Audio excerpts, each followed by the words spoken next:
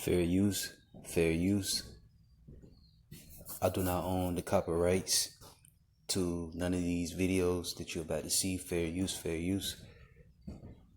This is not for no monetary gain, just for education purpose only. Fair use, fair use. The videos that you're about to see. 20 people have now died from the ongoing Ebola outbreak in Central Africa.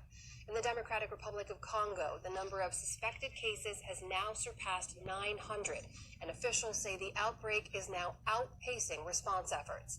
At checkpoints between villages in the eastern Ituri province, where the outbreak is believed to have started, health workers are screening people passing through to try to curb the spread of the disease.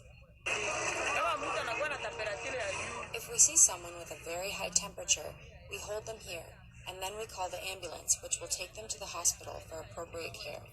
Meantime, in neighboring Uganda, health authorities say they found 2 new Ebola cases, bringing the total there to 7. Uganda's president has urged his people to stop shaking hands as part of efforts to limit infections. Support journalism you trust. Support PBS News. Donate now, or even better, start a monthly contribution. Shifting our focus now to Ebola. The Ebola infections are increasingly rapidly and outpacing containment efforts, and the World Health Organization has recorded 10 confirmed deaths as well as 220 suspected deaths since mid-May. The outbreak now includes more than 900 suspected cases. WHO chief has underlined how the epidemic in DR Congo is becoming extremely serious and difficult with every passing day. Now, as Ebola infections remain on the rise, the WHO chief is set to visit DR Congo to take stock of the situation. Several aid agencies have flown tons of relief into Bunia to help the hardest hit towns.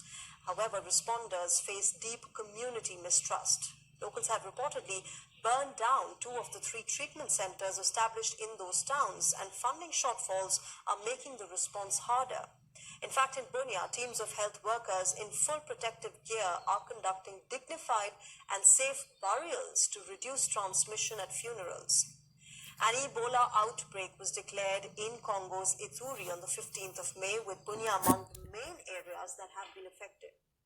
Apart from the DRC, confirmed cases of Ebola infections have been reported in Uganda as well.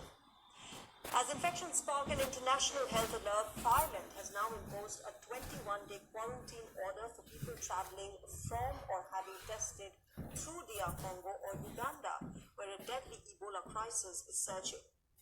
Thailand says the country has not reported any Ebola-affected travelers yet, and there is a risk from global population movement. That is why this arrangement has been done.